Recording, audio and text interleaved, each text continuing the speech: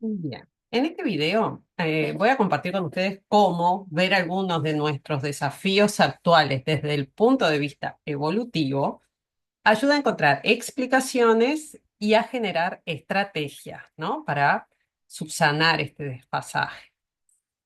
¿Qué quiero decir con esto? Los cambios evolutivos llevan millones de años para suceder, ¿no? No estoy hablando de epigenética, ya hablaré de esto en otro video, sino de los cambios genéticos propiamente en el cableado de lo que nos hace humanos. Esos cambios adaptativos a los cambios ambientales que son lentos, cambios adaptativos que son lentos, pero nuestra capacidad de modificar el entorno es muy rápida y se acelera cada vez más. Es decir, cambiamos el ambiente y lo seguimos cambiando a una velocidad muchísimo mayor de lo que pueden cambiar nuestros cableados, no que no sea un robot, y los programas adaptativos. Vamos corriendo de atrás a los cambios, ¿no? Y voy a empezar con dos temas que muestran ese desfasaje de manera muy evidente. Ambos están relacionados de alguna manera con el sobrepeso. El sobrepeso que en muchos lugares del planeta es considerado como una epidemia, ¿no? Sobre todo en los países más desarrollados. Y el desfasaje, yo soy un robot, es que es con la disponibilidad de alimentos y con la necesidad de moverse, ¿no? Bueno, en cuanto a la alimentación y al sobrepeso, no hay evidencia de que nuestros ancestros cavernícolas tuvieran sobrepeso, ¿no? Pero tampoco hay evidencia de que hicieran dietas ni que se cuidaran en las comidas. Aparentemente comían todo lo que podían cuando había. Esa es la clave. Y además estaban cableados para favorecer los sabores dulces. ¿Por qué? Porque el sabor dulce significa más calorías, ¿no? En ambientes donde las calorías eran escasas. Y además, lo dulce es un indicador, la mayoría de los casos, de que el alimento no es tóxico, ¿no? Muchas plantas son tóxicas para el ser humano y uno de los indicadores es el sabor. El sabor dulce en general es una buena señal de que esa planta o parte de esa planta es comestible. Por lo tanto, nuestro programa nos empuja a comer mucho cuando hay disponibilidad y a favorecer lo dulce. Y eso sigue igual. Lo que cambió es que en aquellas épocas no se encontraban demasiados alimentos dulces y no había disponibilidad de alimentos las 24 horas del día, los 7 días de la semana. Eh, Cuando aparecía comida, comíamos hasta el hartazgo, pero había épocas de festín y épocas de hambruna. Además, en las regiones del planeta donde hay más variación anual en las estaciones, también estas variaciones regulaban la forma de alimentarse. Pero en la actualidad tenemos comida disponible las 24 horas del día y en el supermercado accedemos a todos los productos de todas las estaciones todo el año. Y los alimentos tienen los sabores que más nos enganchan realzados, ¿no? Esto es como una trampa. ¿Cómo no tener sobrepeso? Bueno, no hay que sentirse culpable si uno quisiera estar comiendo todo el día y si le enganchan los dulces, porque estamos cableados así. Esto igual implica que podemos encontrar estrategias y sentirse culpable no soluciona el problema, ¿no?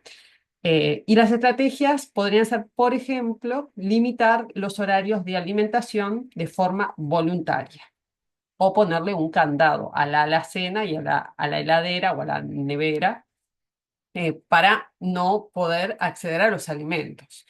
Em, y otra estrategia también puede ser favorecer productos locales y de estación. Sobre esta estrategia voy a hacer algún video sobre restricción de la ingesta, que también se llaman ayunos intermitentes, y que en los últimos 10 15 años es una tendencia que cada vez más gente la adopta porque da resultados, ¿no? Y nos ayuda a controlar justamente eso, la cantidad de ingesta. Otro desafío también relacionado con el sobrepeso y patologías derivadas o relacionadas con el mismo tiene que ver con la actividad física en su más amplio significado, que es el movimiento. Yo no creo que hayan visto ningún animal ejercitando o corriendo para mantenerse saludable o lucir bien. Y el humano de las cavernas tampoco lo hacía. Pero ¿qué tanto se movían nuestros ancestros? ¿Cómo lo hacían y por qué? Bueno, parece también que se movían lo menos posible. No era que estuvieran clavados al piso, pero ante la incertidumbre o la eventual escasez de calorías, tenían que ahorrar energía. Es decir, que nuestros ancestros se movían para conseguir alimento y después descansaban, para procrear y después descansaban. Si era necesario cambiar de territorio y después descansaban. Si tenían que huir de animales o de tribus rivales y después descansaban. Los niños juegan, siguen jugando y las crías de los mamíferos en general juegan y esos juegos son preparativos para la vida adulta. Pero también los adultos juegan y se divierten. O sea, ese es otro de los motivos para moverse, la diversión. Y ya cuando las sociedades estaban un poco más estructuradas, un poco más elaboradas, había movimiento también por rituales, ¿no? En resumen, estamos cableados para movernos lo menos posible, salvo que sea por necesidad o por diversión. Y estamos cableados para comer todo lo que se nos cruce. Entonces, las comodidades modernas, ¿no? De tener disponibilidad de alimento a las 24 horas, los 7 días a la semana y todo lo que implica que nos quedemos quietos, control remoto, computadora, teléfono, vehículos motorizados, todo eso son la delicia, pero también son nuestra perdición. ¿Cómo generar estrategias para realizar actividad física? Bueno, hay que tener en cuenta esto, diversión y necesidad. La motivación de que es saludable, en general no mucha gente puede sostener una actividad física porque es saludable, salvo que esté muy asustado porque tiene una enfermedad o se enfrentó, digamos, casi a la muerte por no hacer, no tener un estilo de vida saludable, hacer actividad física, y ahí sí la gente se motiva, ¿no? Cuando se enfrenta con la parca. Pero si no, en general, la salud no es una motivación muy fuerte, salvo que en un caso extremo así. Entonces hay que buscar otras motivaciones, como por ejemplo que sea algo divertido, un deporte, danza, o que lo que viene junto a con la actividad también sea divertido o que nos refuerce, por ejemplo, que sea un lindo grupo social, por ejemplo, los grupos de caminatas, de ciclismo. Bueno, eso también es un reforzador. Yo me acuerdo cuando empecé a hacer actividades subacuáticas, el grupo de buceo del Neptuno era un grupo maravilloso, de gente espectacular, y además de que, bueno, de que era una actividad que tenía algo de lúdico y divertido, el grupo social realmente hacía que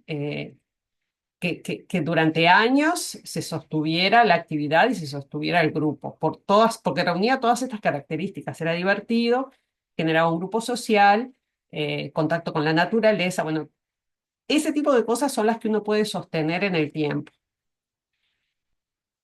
Entonces, que nos diviertan el grupo social. Otra estrategia es orquestar nuestra vida para el movimiento, ¿no? Que sea necesario que nos tengamos que mover. Por ejemplo, poner todas las cosas lejos del escritorio, el agua, la impresora, o tener escritorios parados, o si ya somos más modernos, un escritorio con caminador, para poder sostener esto de moverse, ¿no? Porque en algún otro video creo que voy a compartir esto de que sentarse mata, sitting kills. Eh, pero ahora voy a seguir hablando del desfasaje evolutivo. Otro desafío en las últimas décadas ha sido lo que tiene que ver las consecuencias del afinamiento de la capa de ozono, que ya se está recuperando, pero todavía no se recuperó del todo. Evolutivamente el ser humano no puede concebirse sin la exposición al sol, ¿no? Durante miles de años nuestros ancestros anduvieron corriendo para arriba y para abajo, prácticamente desnudos, expuestos al sol. El sol no solo no es el enemigo, sino que es necesario para nuestra salud. El cuerpo humano produce la vitamina D en la piel con la ayuda de los rayos ultravioleta del sol. Y la vitamina D ayuda a fijar el calcio y el fósforo en los huesos. Los niños que no son expuestos lo suficientemente al sol tienen raquitismo, que les quedan las piernitas como si fueran domadores de barriles. Así que no solamente no es el enemigo, sino que realmente es importante poder exponerse al sol. También, y esto lo vimos en el primer episodio, el ciclo sueño-vigilia está regido por la producción de ciertas hormonas y neurotransmisores que se activan con la exposición al sol. Muchos trastornos del sueño suelen resolverse o aliviarse con unos 20 o 30 minutos de exposición a luz solar. Y si tenemos una buena noche de sueño, se reducen los niveles de estrés crónico y a su vez se regula la producción de otras hormonas. Y también vimos en ese episodio que el sobrepeso puede también ser a consecuencia de tener trastornos del sueño. Pero también el sol, la exposición al sol, nos afecta el estado de ánimo. El trastorno afectivo estacional ha sido descrito en los países nórdicos eh, cuando ellos tienen esos inviernos que son prácticamente noche, noche total. O tienen 2 o 3 horas de luz, pero el sol hace como así ¡piup! Y se vuelve a hundir. Este trastorno afectivo incluye estado de ánimo depresivo, falta de energía, problemas para dormir, cambios en el apetito y afecta a las personas en la estación del invierno, cuando hay menos exposición, menos disponibilidad de luz solar. Y el tratamiento justamente es exponerse a luz solar o luces artificiales, en realidad, que contienen todo el espectro de la luz solar. Con eso se pretende que el cuerpo genere hormonas y neurotransmisores que regulen el estado de ánimo y el sueño. Durante el día, los rayos del sol tienen diferentes inclinaciones y diferentes efectos en nuestro cuerpo, ¿no? Una exposición a la mañana ayuda a resetear el reloj interno, pero el mejor horario para producir vitamina D es el mediodía. Y el sol del mediodía es el que produce también las lesiones en la piel si nos excedemos. Por lo tanto, le voy a tener que cambiar el nombre al canal, lo estoy pensando ya, el veneno está en la dosis. Nada de sol, no, y exceso de sol tampoco, ¿no?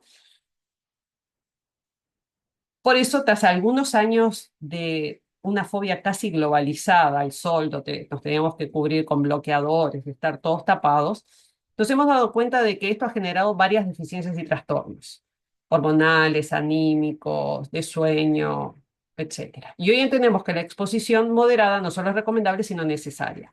La evolución no podía estar tan equivocada, pero claro, no contaba con el adelgazamiento de la capa de ozono que decimos quiénes nosotros. Entonces, la frase, el veneno está en la dosis, también se aplica en el caso de la exposición al sol. El exceso de sol provoca envejecimiento prematuro y diversas lesiones cutáneas que pueden derivar en cáncer. Pero la ausencia de sol también produce un montón de trastornos.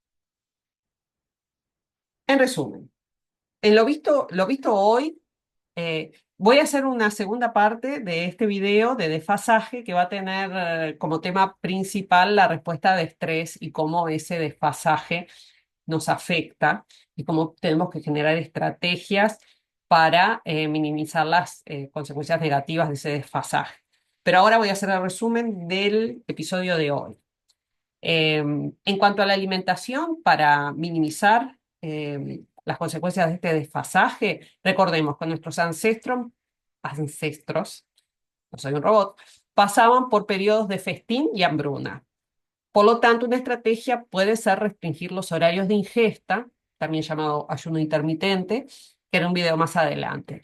También hay gente que hace como ciclos, donde come, pero eso ya como que implica más es un poco más complejo. También se puede hacer que hace ciclos donde comen más y ciclos donde comen menos. Y también es importante, si podemos, comer local y de estación. En cuanto al movimiento, recordar que estamos cableados para movernos por necesidad o por diversión. O sea, generar la necesidad.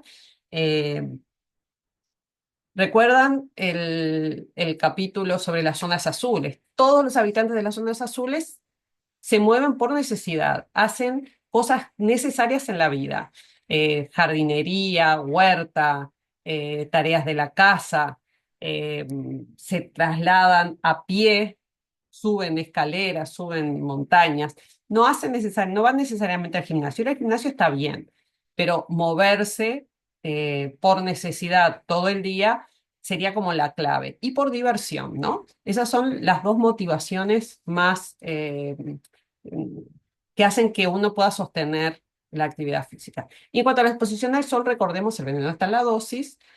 Hemos evolucionado expuestos al sol. El problema del afinamiento de la capa de ozono implica regular nuestra exposición, pero de ninguna manera bloquearla.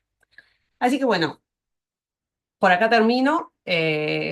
Compartan si quieren cuáles son sus estrategias para generar eh, una alimentación restringida de manera artificial, digo, no podemos estar comiendo todo el día, cómo son sus estrategias para generar movimiento y cómo se llevan con el sol. Nos vemos la semana que viene. Gracias.